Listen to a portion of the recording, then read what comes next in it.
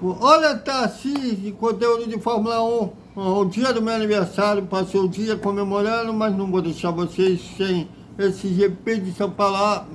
Vocês sabem que eu chamo ainda de GP do Brasil. Não posso mudar quando a Fórmula 1 passar a ter outro GP nas terras brasileiras, sem ser lá em Interlagos. Mas eu continuarei chamando em GP do Brasil. Desculpe os paulistas roxos, que eu tenho uns que, como esses caras do futebol boteco, que acham que só lá em São Paulo tem esporte. Mas vamos falar de Fórmula 1 que Lando Norris venceu o Sprat, como preferia a corrida curta, devido à ordem de equipe da McLaren. E o Max Verstappen não aprende. Eu acho que ele não leu o regulamento do esporte que ele pratica. Ignorou o safety car virtual e tomou 5 segundos, perdeu o terceiro lugar no Sprat. Vamos falar sobre isso. E a chuva, a Ayrton Senna, Jama no Afrágio, Leclerc Falina, que eram gênios na chuva. Deve estar tudo se virando, deve estar tendo um troço onde quer que se encontre. Talvez o Michael Schumacher também, a gente não sabe até hoje como está o real estado do Michael Schumacher, que eram gênios na chuva. E não é culpa dos pilotos, é culpa da própria Fórmula 1. Vamos falar disso, que choveu, que o treino que definia o grid de largada teve que ser adiado e vai ser às 7 da manhã o treino que define o grid de largada. Já peço desculpa para vocês que não vou ver o treino, é impossível acordar às 7 horas da manhã, me desculpem, mas eu vou depois ver uma reprise e falar que antes da corrida, que será, também mudou o horário. Vamos falar tudo isso e a Motorsport, cravando aí que o Gabriel Bortoleto será titular da Sauber Futura Audi em 2005. Tudo isso após a vinheta.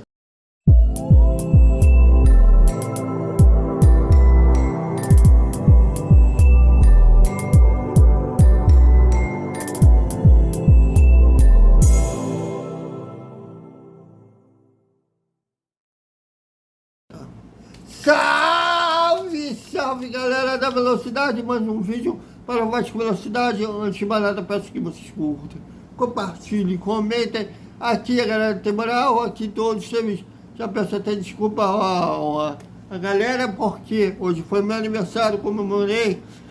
E quem lembrou, muito obrigado por ter lembrado de ter perdido poucos minutos do seu tempo, e lembrar do meu aniversário, como o irmão Emerson Rocha, do Atenção Vascaínos, o Marcos Jacob, do Detetive Vascaínos. E sábado não tem futebol, mas não teve Vasco, mas teve Fórmula 1. E foi teve a corrida curta, os prazos, como preferir, que como foi às 11 da manhã, o tempo estava bom, estava um sol fraquinho, mas uma temperatura boa do asfalto, embora a dupla da McLaren estava criticando o asfalto em Interlagos, e eu acho que eles não souberam se adaptar ao asfalto de Interlagos, que é novo, né? A prefeitura fez um asfalto novo lá no Interlagos e tudo levava. Creio que a McLaren dominaria os prazos. E na largada o Oscar Piastri, que largou na pole, mergulhou bem, mantendo na frente. E com o Lando Norris em segundo, E o Charles Leclerc, que estava em terceiro, e o Max Verstappen em quarto, tendo aí uma boa briga pelo terceiro lugar, que até que o Max ultrapassou o Charles Leclerc na 18ª volta. E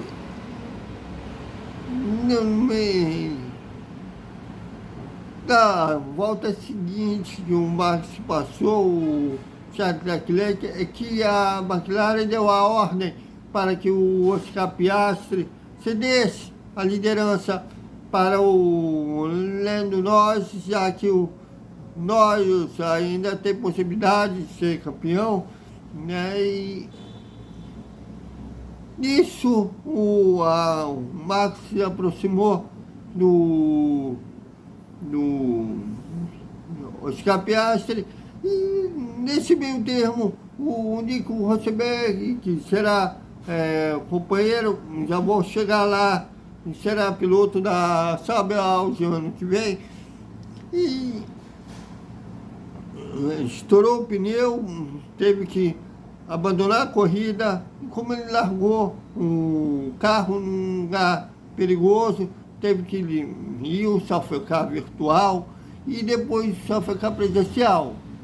E quando estava o carro em safety car virtual, o Max Verstappen, eu acho que ele não leu o regulamento, ele não aprende. Ele tem dificuldade de aprendizagem pelo jeito. Ele mergulha, ele joga os seus colegas de profissão em perigo, sempre jogando os companheiros de profissão para fora da pista. E eu acho que ele não lê também o regulamento da Fórmula 1, porque ele continua atacando, em vez de tirar o pé, como todo mundo no safety car virtual, ele continua atacando o Oscar Piastri. Tomou aí 5 segundos de punição, perdeu o terceiro lugar para o Charles Leclerc. O Lando Norris, que venceu a corrida, agradeceu, né, já que o Lando ganhou 8 pontos a mais, 8 pontos pela vitória, e caiu a diferença que estava em 47 pontos para 44. É claro que a situação do Max Verstappen ainda é folgada, né?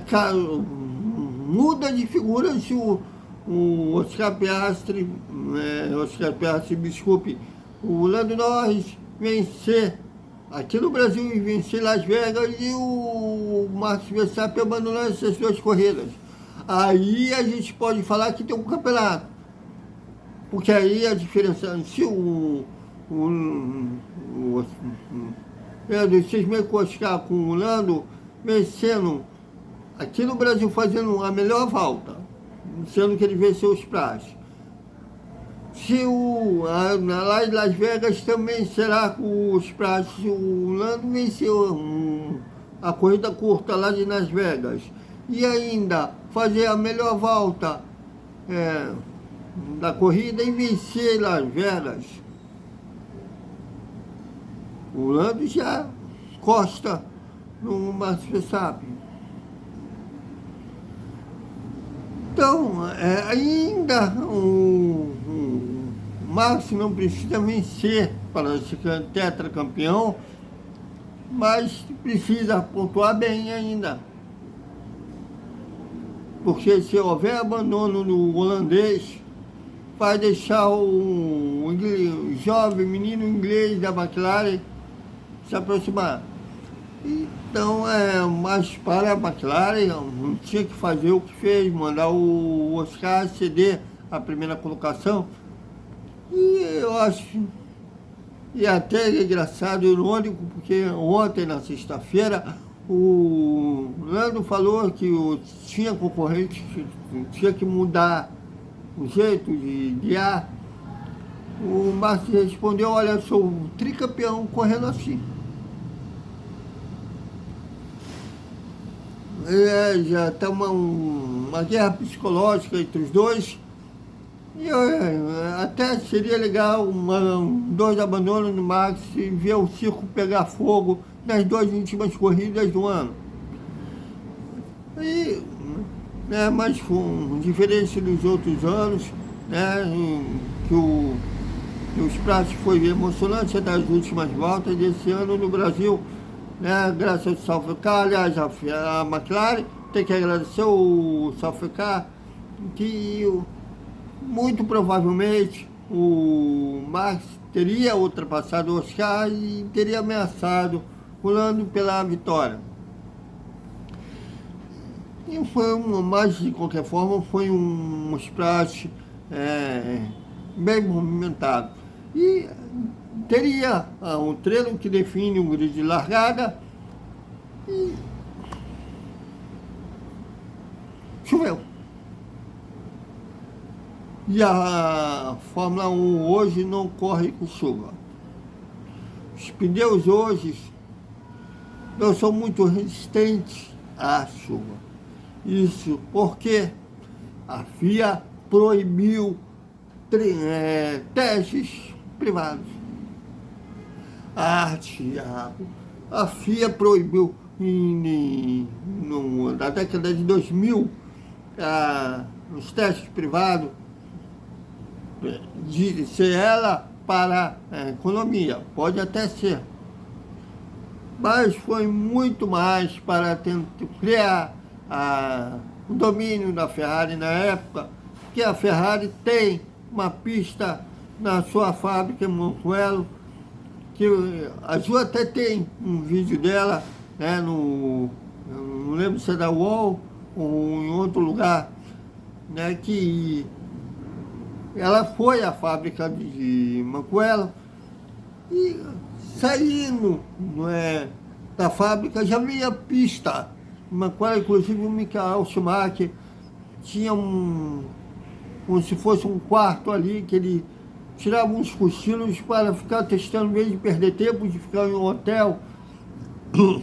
Ele dormia ali e ficava testando novidades da Ferrari, e muitos já achavam que era aquilo o motivo no domínio da Ferrari na época, já que o Schumacher ganhou 5 campeonatos seguidos pela Ferrari, já tinha 2 pela Benetton. E nunca mais a FIA reviu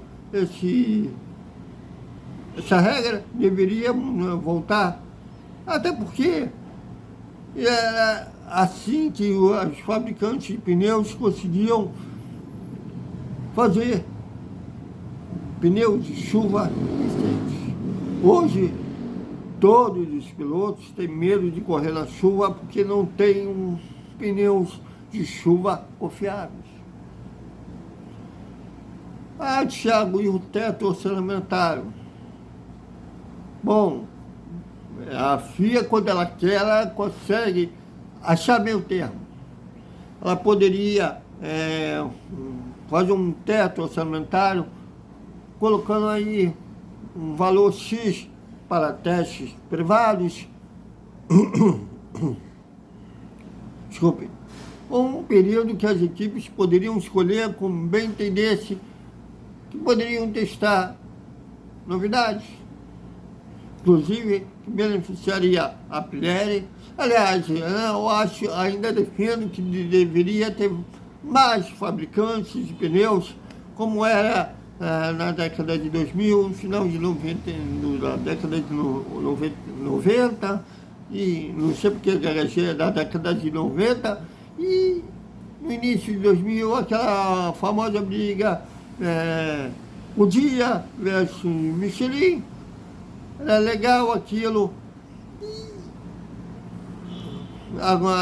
E depois que algumas, como a McLaren, saíram na Goodyear, achando que a Goodyear só olhava a Ferrari, mais precisamente o Michael Schumacher, é que a FIA decidiu fazer um único fabricante para todas as equipes. E, nisso, proibido, desculpe, proibindo testes que fazia as equipes desenvolverem, proibindo que as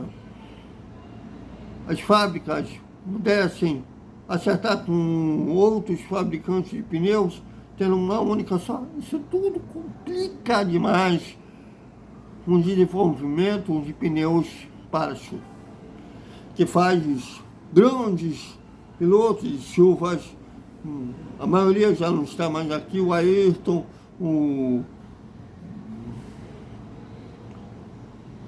Farina,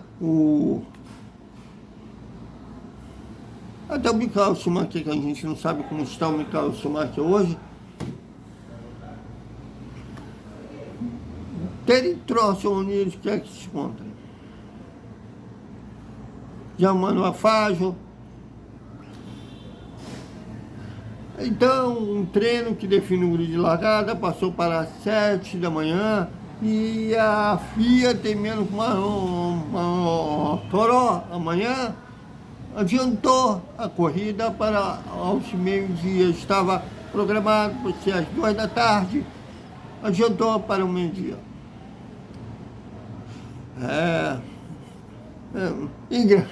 É irônico porque a Fórmula 1 deixou de ser do primeiro semestre para ser das últimas corridas do ano, porque em março chovia demais. É uma coisa que...